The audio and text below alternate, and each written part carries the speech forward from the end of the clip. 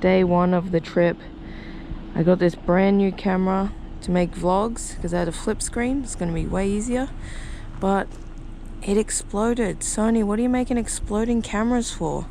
So I'm going to have to figure out a warranty for that when I get home, but I don't know how I'm going to do this vlog. We'll see how it goes. Okay, so originally this was going to be an on the road style vlog, but life had some other plans. I was and still am super bummed that my brand new camera that I had for vlogging exploded on itself straight away. It was only about 2 weeks old, but it's in the shop right now. I'm waiting to hear back if they can fix it. So if you have any spare good vibes, if you could send them all to my camera, I would really appreciate it, because I'm really hoping they can sort that out and I can get back to using it. Having to change up this video did make me think though, do you prefer the on the road style vlogs where it's like in the destination and just talking like on a whim in the moment? Or do you like these more planned out top 10 style vlogs from the office? If you can let me know in the comments below, I'm really interested to know which you prefer so then I can keep making what you want. But for now, let's get into 10 tips that you need to know for driving the ring road in Iceland. So before we get into it, I should explain what is the ring road. So it is a highway that goes around the entire country of Iceland.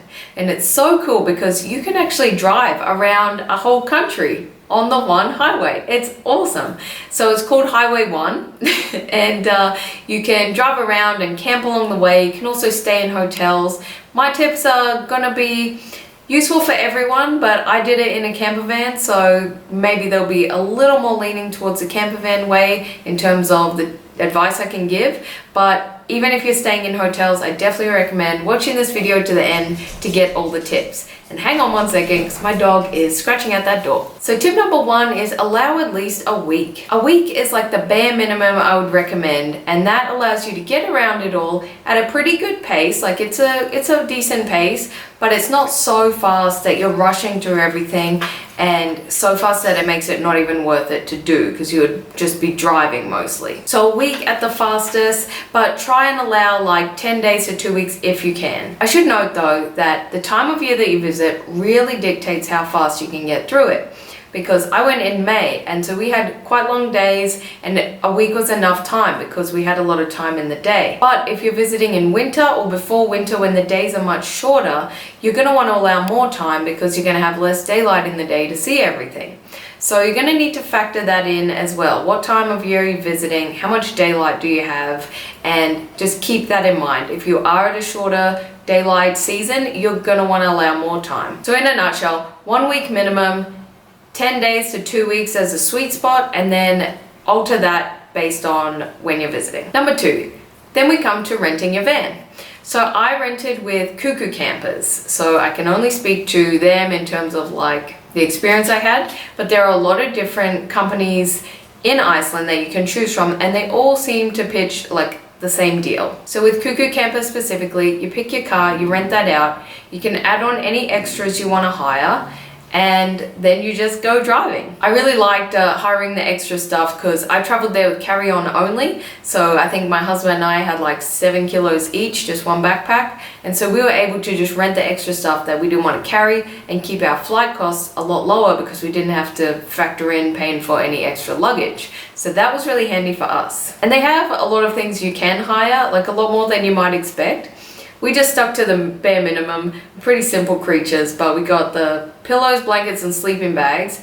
We probably wouldn't have got all that. I probably would have just used my jacket as a pillow, to be honest, but those 3 things came as part of the package with the van. So we had those 3, and then we got a gas can for cooking and an extra charger for my cameras and stuff. In hindsight, the only thing I would change is not to get the gas can because we didn't really use it. We went out to dinner a lot. So I probably would just not get the gas can and swap that for a heater in the van, because we got the smallest van possible and there was no heater in it. So those nights were pretty cold. So that would be one thing I would recommend. Make sure before you drive off, just double check, do you have a heater? Do you need one? Maybe you don't need the heater, but you might want an extra blanket or something like that. Just check what you have and then what you might need. But they have way more extras on offer, so it really just depends on how comfortable you want to be. Like they had chairs, they had Wi-Fi routers, skateboards, guitars, sleeping masks, like all sorts of things that you could get from them. But we just kept it minimal because we're kind of just minimal people. And to be honest, all the companies I checked out looked pretty good. I just chose Kuku Kebas in the end because they had great reviews, it was good pricing, it seemed like good value for money.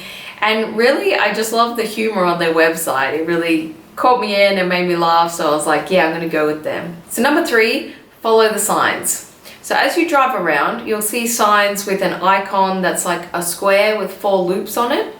And this is just a sightseeing stop. So you can pretty much just drive around and stop at these sites to see if that's something you want to see or not. So I recommend still doing your research beforehand. You can use my blog to help you with that if you like, and there's a million other blogs as well that talk about everything there is to do in Iceland. But do your research and pick the things that you really want to see so you can recognize the name and make sure you have the time for them. But also just when you see those signs, stop off, and if you have the time, explore it. Sometimes it's just a viewpoint, sometimes it's a quick hike to a waterfall, sometimes it's longer. But you'll be able to assess that at the time. But it's really easy to see from the highway. You just see that sign, you know it's a sightseeing thing, and then you can stop in. There's actually a lot of other icons. You'll be able to check in like the travel books or just check online. You can see the full list of icons that you'll see on the signs, and then you'll know what to look out for. Another one I recommend looking out for is the swimming pool signs. They have the indoor swimming pools is like the man with the water and the roof, and then outdoor he just has no roof. That's another good one to look out for so you can soak at the end of the day. The others, like the main utilities, you're probably going to recognize because they're quite universal, like fuel and food and restrooms. They're pretty universal, so you'll recognize those. So number 4, skip the Blue Lagoon. So this might be a little controversial, but hear me out. So I'm a big time encourager of doing the touristy activities, putting your money into the local tourist economy that you're visiting. You don't want to be a travel rapist and just rape the local economy and, you know, take and give nothing back. But the Blue Lagoon, I've always thought of as a bit of a rip-off, to be honest. It's like $100 to go for a swim, and it's in a place that's built on thermal pools and hot springs and swimming areas. So it's not like there's a lack of choice to warrant that kind of price. So I always thought it was too overpriced and not good value for money, personally. So in Iceland, you have hot springs that you can hike to and sit in for free. You have the local pools that I've written about them on my blog if you want more information. They're not as natural and touristy, but they're a great experience nonetheless, and they only cost about $10. And then on the ring road, there's another swimming area that's just as blue, just as beautiful, just as touristy and fun, and it's literally half the cost of the Blue Lagoon. And I was much more okay with spending that compared to the 100 at the Blue Lagoon, which just seemed a bit too much for me.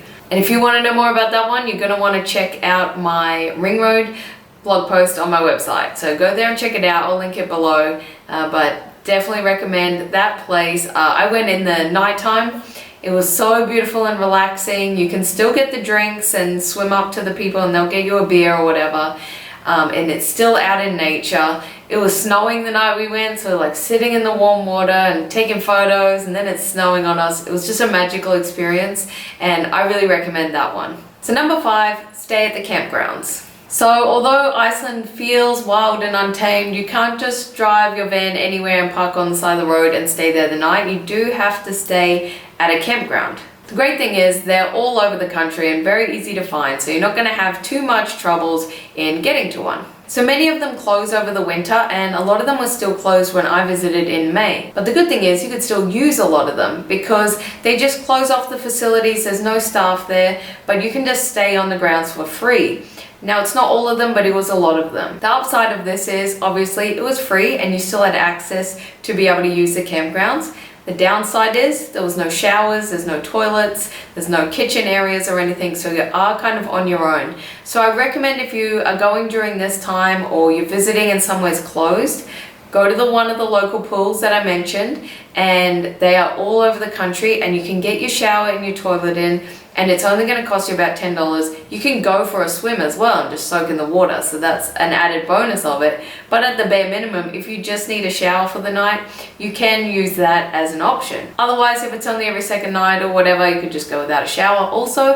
And I would recommend packing some of the Epic wipes, shower on the go wipes. I should In here.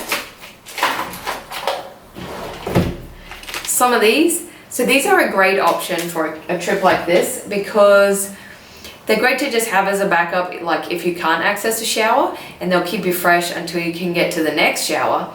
But they're ginormous, so you can use one for your whole body, and they're all natural, biodegradable. They use eucalyptus oil and bamboo, like it's natural stuff. It's not gonna hurt your skin or the environment. So of course you can get other wipes for way cheaper at a supermarket, but they're not very good for the environment or your skin. So these ones are gonna be much better for both. And I personally really love them. This is the last packet I have, so I didn't take it with me on the trip and I regretted it so much.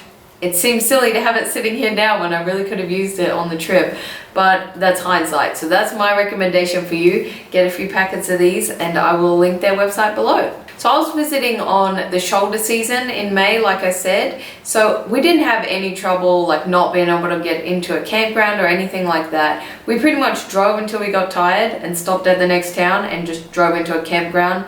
And if it was open, we'd pay the fee and stay the night, or if it was closed, we'd just stay the night. So it's fairly easy to do that and just wing it the whole way around. If you are visiting in a peak season, you're going to want to do a little research in advance and maybe just call ahead and make sure you can get a spot so you can adjust your schedule if you can't. Number 6, what you can expect at the campgrounds. So all of the campgrounds we stayed at were really awesome, really well set up, and had a lot of good facilities to make the experience very nice. They had toilets, showers, even kitchens and common areas. Some of them had free Wi-Fi, which was an awesome bonus. Some of them just had like a heated common area where you could sit down and chill out for a bit. So it was really well set up for a camping trip. It's not so rugged that, you know, you're just stuck out in the cold or anything like that. But if you'd been a bit hesitant because you're worried if it would be too rugged for you, if you have little kids, the campgrounds are well set up for the experience and to make it just a little bit more comfortable for you. There was only one place we went where you had to pay extra for hot water, and you just put coins in the shower itself for the hot water to turn on.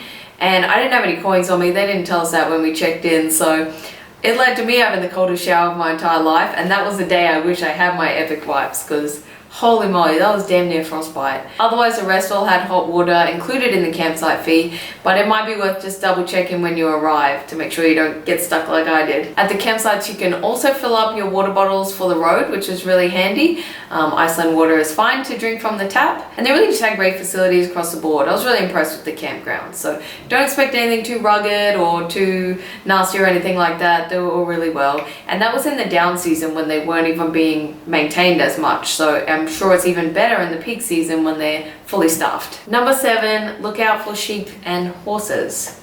I almost said sheeps. Look out for sheep and horses. So while you're driving around, you might see sheep or horses just chilling out on the side of the road, eating grass, doing whatever they do. It's kind of like I've noticed this in a lot of animals, like kangaroos, rabbits, deers, all sorts of animals. They like to do like a mad suicide dash right before the car gets there. So just to keep yourself safe and the sheep safe, and to prevent you having to pay a fine to the farmer, make sure you give them plenty of room, slow down nice and slow, make sure there's a lot of space for them so that if they do dart out, you're not going to hit them.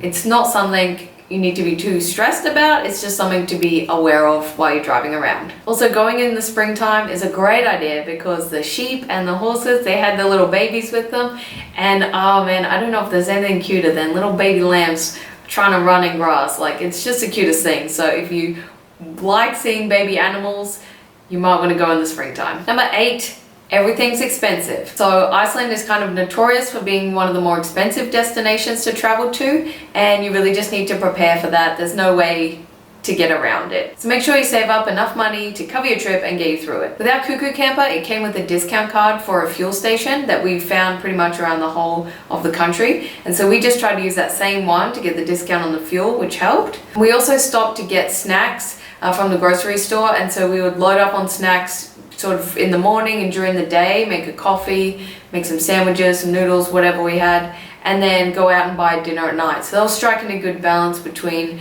doing some things to save a little money, but also putting some money back into the local restaurants in the area and local businesses. And Cronin was a good grocery store. It was kind of similar to an Aldi style that was pretty cheap for what you can get. Like, nothing's gonna be cheap in Iceland, but it had good prices. So it brings us to number 9, the tunnel fee. So there's one tunnel that you're going to drive through on the ring road, and there's a toll for getting through it. But there's a bit of a trick to paying the toll. It's different to what you might be normally used to. It's certainly different to what I was used to. And the people at Cuckoo Campers, they told us all about this. So if you are renting from them, at least you know you'll probably get the information. I'm not sure about other companies, but you could just ask them. I'm sure they're aware of it. But you drive through the tunnel. It's going to take a photo and register all your information in their system, and you have to go online to tunnel.is, I think it was, and pay the fee within 3 hours of going through it.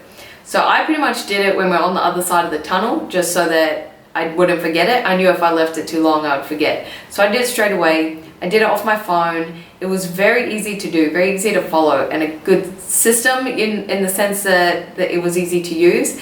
But it's just something to be aware of so that you don't forget, because if you do, then you get an extra fee for the lateness and the processing. So just avoid that fee by making sure once you get to the other side of the tunnel, get someone in their phone paying it. All you have to do is like put in the license plate and the time pretty much, and then your credit card. And I think it was like under $10. It wasn't very expensive. But just make sure you don't forget that one. Number 10, my last tip for driving the ring road in Iceland is around what to pack. So Iceland's weather can be quite unpredictable and a little bit crazy. So you want to do lots of light layering for your packing. Some of the staples you really want to invest in good quality stuff would be wool socks, a wool warm layer for your chest, a good pair of boots that get you a little bit off the ground and have some waterproofing on the bottom. I use Baffin boots for those.